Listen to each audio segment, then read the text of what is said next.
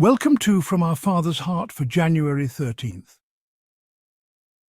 Flavor and seasoning. Do you know that your lives are designed to give flavor and seasoning to a tasteless world? Have you noticed what or who the world calls important or beautiful or successful? Do you see how shallow and tasteless it has become as it seeks to find value in its vain idols? No one will ever be able to substitute anything for my way of doing things and remain fulfilled. Notice how those who refuse to serve me scurry from place to place, thrill to thrill, seeking satisfaction of some sort. Notice how there never seems to be enough for them.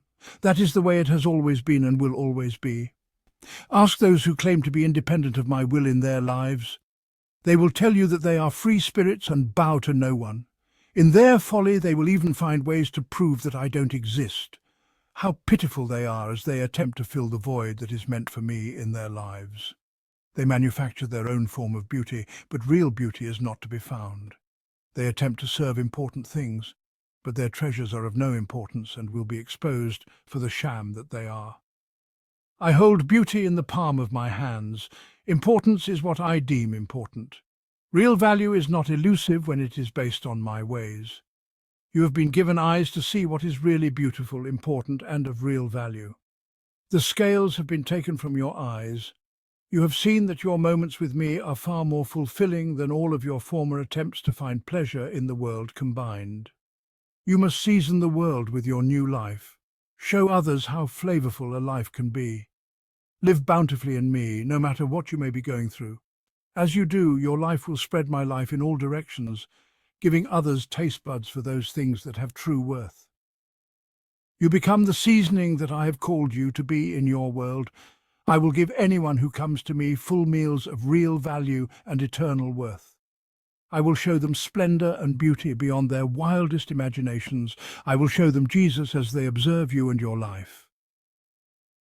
Ezekiel 44:23 Amplified. The priests shall teach my people the difference between the holy and the common or profane, and cause them to distinguish between the unclean and the clean. Habakkuk 2:18-20 NIV.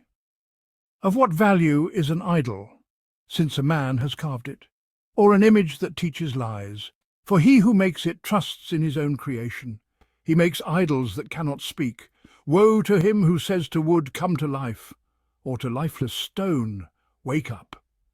Can it give guidance?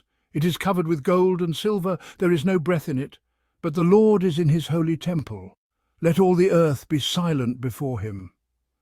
Matthew 5:13 Amplified.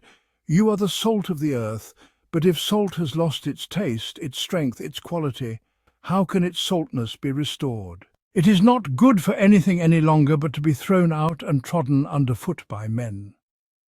End of scripture reading. I remember one girl in high school who stood out among the rest.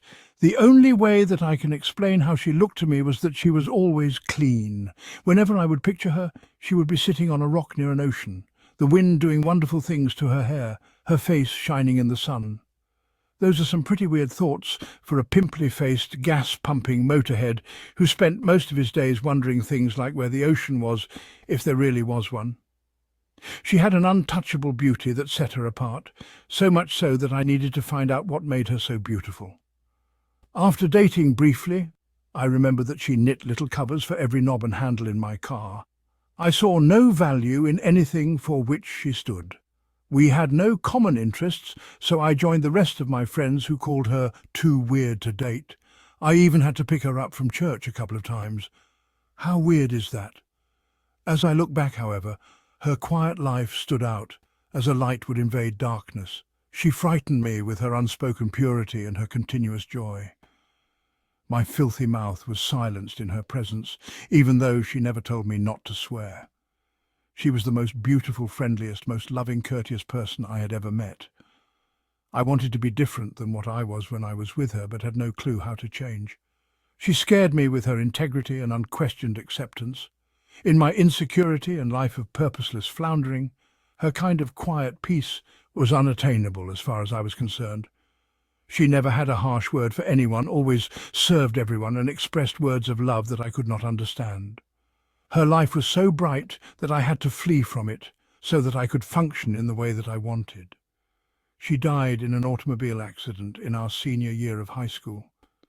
I had to leave the funeral early because I had nowhere to place the joy that everyone had through their tears. I could only cry, something that I rarely did. How could they be smiling? Some 20 years later, after I'd embraced the love of Jesus, I finally understood how brightly her light was shining in my dark little world. She was a rare diamond in a world that honored only costume jewelry, all because of her love for a Jesus that I did not know then. Let my life glow with your love, Lord, needing your mercy and forgiveness more than ever, Lord. Please change my heart and how I perceive others so that you can use me. The Lord bless you and keep you. The Lord make his face shine upon you and be gracious to you. The Lord lift up his countenance upon you and give you peace.